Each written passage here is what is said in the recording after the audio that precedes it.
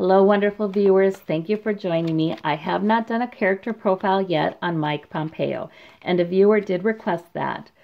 And Mike Pompeo is now our Secretary of State. Okay, so apparently his talks with Kim Jong-un went okay. He negotiated for the 3 prisoners to come back, although I guess that's sort of customary. Like if a U.S. president or a high diplomat would go and actually meet with North Korea's leader, it would be sort of customary for there to be a release of a hostage or a prisoner in return for that. But this is it was really wonderful to see those 3 men come home. Trump botched the speech, of course, completely 100%, but, that was embarrassing. But it was nice to see the men, coming down off of the off the tarmac. That was really nice. Yeah, it was good. I hope good things for them. So anyway, Mike Pompeo apparently has had some decent talks. So how's he going to do? And what's he like? His current position is he's sort of between battles. He's resting. His outward quality is difficult emotional passage, the 6 of Swords. That's interesting. I don't know. I mean, that might be a little bit about where he comes in. He comes into a very turbulent administration, and there's the turbulent waters. And hopefully he's learned from previous department heads in this administration. His inward quality is the Lover's card. So he gets along real well with Trump. He is able to talk with him. Trump likes him apparently. So we have the Lover's card inwardly here. That's what he's got going for him in this position, he feels, and he's good at that. Okay, he's good at currying favor with Trump. The Knight of Swords is his goal. So to charge forward, I don't like that card, because to me, the Knight of Swords is the most aggressive of all the knights. Sometimes he comes up when it's simply a plan we're talking about. He's got a plan to charge forward, because swords are plans and intellect, but sometimes the sword is a sword, So that's his goal. Sort of charge forward. His motivation, his money, generational money is his motivation. Or security, to give him the benefit of the doubt. Security for the U.S., security for families in the U.S., financial prosperity, possibly, but yeah, we don't know. Okay, what's at stake is sneakiness. Secrets coming out. Okay, he's already got secrets he doesn't want coming out. Or I feel like they've been there. He inherited them. He inherited them in this position. They've been there. And now it's his job to make sure they don't come out too. He worries about that now too. His need or his flaw is the 5 of Swords. So he does get this winning at all cost mentality. He does get pretty aggressive. He really does see eye to eye with Trump on that. And that's his flaw. Not to be just not understanding or caring how an aggressive push like this one could affect other people. Oh boy. So he's somebody who concerns me. All right, the source of the need is the government. The source of the flaw is the government. Because, right, he's right there with Trump. That's his attitude too. That's the attitude very frequently in our politicians right now, in our politics. So he's not misplaced in that administration. He's right at home there. The 9 of Swords is the effect that this flaw has upon his goal, worry. So he's worrying. His goal is to charge forward and get all the swords. Yes, it is. To be the victor, to be the winner, That is definitely what he needs. That's what he wants. It's also his flaw because he tends to do this in a way that doesn't consider all repercussions or all players. So because he has this flaw, he does have some worry. There is some worry, though, about some of these plans that are rather aggressive. He does have some worry about it. He's got the good sense to have some worry about it. So that's what something. All right, let me clarify some of these. But does he have the ability to stand up to Trump and say, that would be a very bad idea, sir? Does he have that ability? Is he able to do that? That's the question. Because, he is sort of aggressive, and he does see eye to eye with Trump, and he does tend toward a pretty aggressive approach to international relationships, right? That he's kind of okay with that. That's fine to him. But he has worries. He doesn't want to be stupid about it. He's thinking. These swords are all thinking. He doesn't want to be dumb about it. And let's see what happens with that. Okay, yes, his goal is that, I just said that, exactly. He wants to be smart. He wants to have a good plan. He wants to be victorious. Aggressive, yes, but victorious. His motivation is, so this is about making money for himself. I wondered if this was about protecting financial security, increasing financial security for the U.S., but it's for himself, too, if solely for himself. It could be either. So, okay. Yeah, a lot of these politicians, they really, I think, they see an opportunity to get to the really big bucks. Might not have had the business sense to do it, but they can use their positions. All right, we have the illusions card there. 7 of Cups in What's at Stake. So, yeah, he's got illusions to protect. He's got secrets to protect.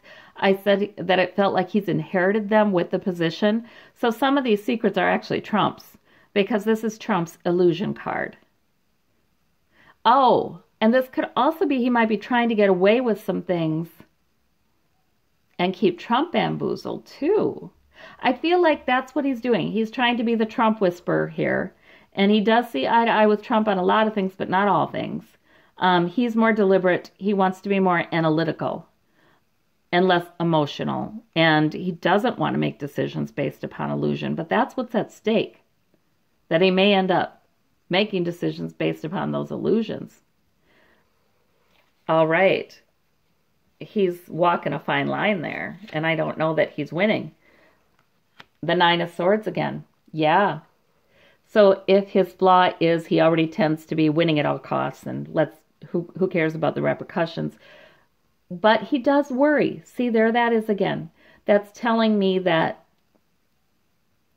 is this a flaw? Yeah, maybe, but it's also a need. Trump wants him to act that way. Trump wants him to not worry. But he does worry. He does think it through.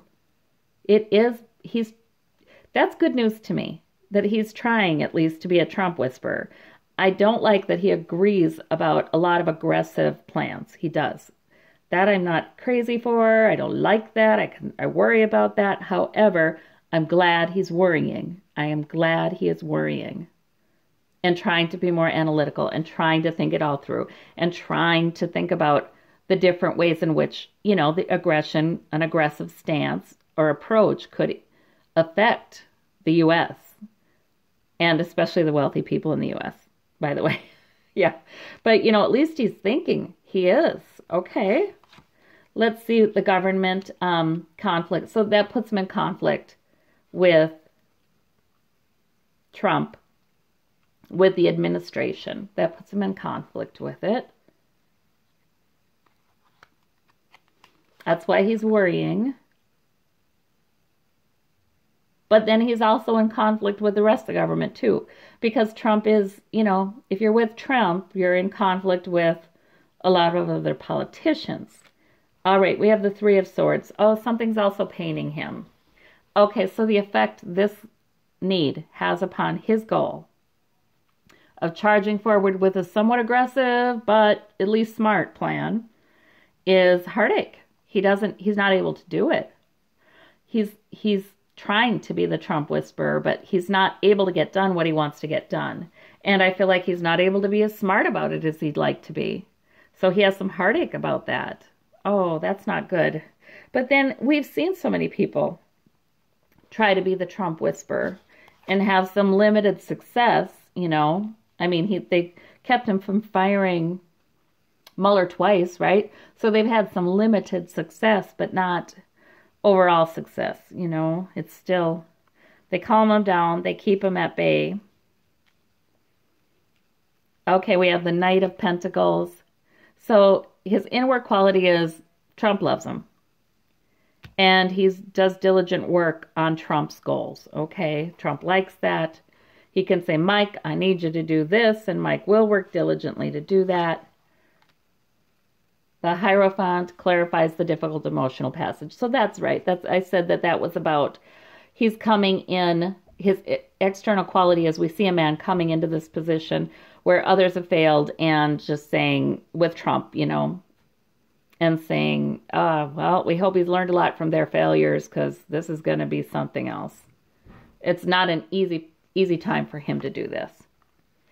And at present, he's between battles. I like that. I hope he stays that way. We have the Hope card. Okay, I just said that. That's funny. I just said that and then I looked. Oh, it is the Hope card. Okay, yeah. We're between battles. Let's stay that way. We hope. The Nine of Cups is on the bottom. Trump's on the bottom. Trump is all over in this guy's reading.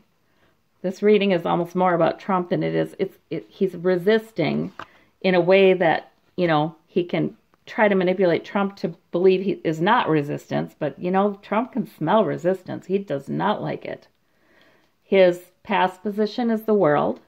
So he felt like this was, you know, the end of one cycle as director of the CIA and a new, more important position.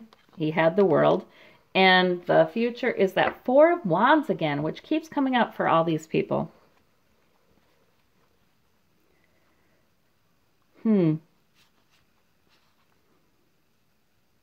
Yeah, celebrations in the home, and I don't know. You know, he's got celebrations coming with Trump at Mar-a-Lago. He's in good with Trump.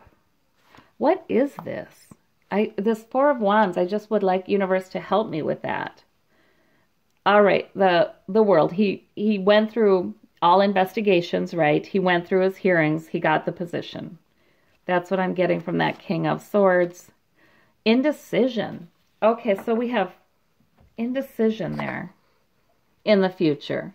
Like, he's negotiating with somebody who's real happy with him in a luxurious environment. He's having good times there, but he's indecisive which way to go.